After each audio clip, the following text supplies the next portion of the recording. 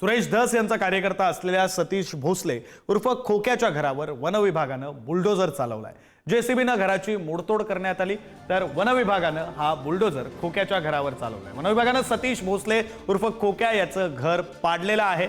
वनविभागाकडून ही कारवाई करण्यात आली। बीडमधील हे अनधिकृत घर असल्याचं समजतंय आणि त्यामुळे वनविभागाकडून खोक्याचं हे घर जमीनदोस्त करण्यात आलं।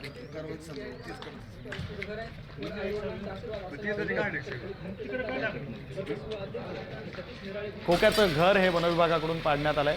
ही दृश्य आपण पाहू शकतो कशा प्रकारे जेसीबी लावून खोक्याचं हे घर पाडण्यात आलं।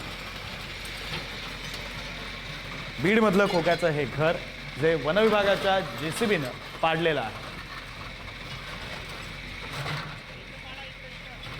आपले प्रतिनिधी उदय नागरगोजे आपल्यासोबत जोडले गेलेले आहेत। आपण अधिकचा तपशील त्यांच्याकडून घेऊया। उदय, जर पाहिलं तर वन विभागाने ही कारवाई केली आहे आणि सतीश भोसले याचं जे घर आहे ते अनधिकृत पद्धतीने वन विभागाच्या जागेत उभारण्यात आलं होतं। त्यामुळे या ठिकाणी येऊन हे घर कशा पद्धतीने त्याने उभारलं आणि त्याच्याकडे काही मालकी हक्काचे कागदपत्र आहेत का हे तपासण्यासाठी वन विभागाच्या वतीने त्याला नोटीस देखील देण्यात आली होती। परंतु समाधानकारक त्यांनी खुलासा त्याच्या कुटुंबानं किंवा त्याच्याकडून कुठलाही न झाल्यानं वन विभागाने तातडीने ही कारवाई केली। या ठिकाणी शिरूर पोलीस देखील बंदोबस्ताला होते, तसेच वन विभागाचे अधिकारी देखील या ठिकाणी उपस्थित होते।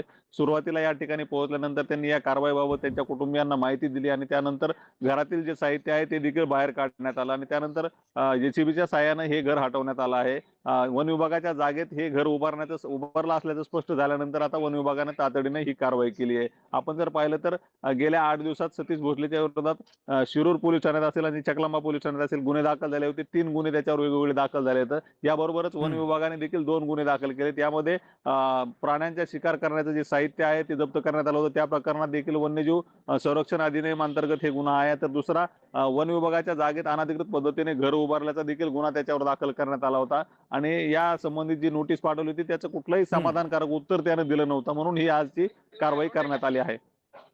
बरं उदय, आणखी कशा प्रकारे या खोक्यावर कारवाई केली जाते, आणखी काय मार्ग अवलंबले जातात, त्या सगळ्याकडे तुमचं लक्ष असू द्या। तुर्तास धन्यवाद तुम्ही दिलेल्या या सगळ्या सविस्तर तपशिलांसाठी।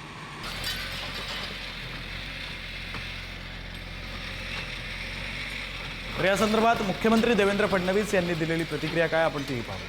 खोक्या असो, खोक्या असो, बोक्या असो, ठोक्या असो, कोणालाही सोडलं जाणार नाही। सगळ्यांना ठोकणार। खोक्या असो, खोक्या असो, बोक्या असो, ठोक्या असो, कोणालाही सोडलं जाणार नाही। सगळ्यांना ठोकणार।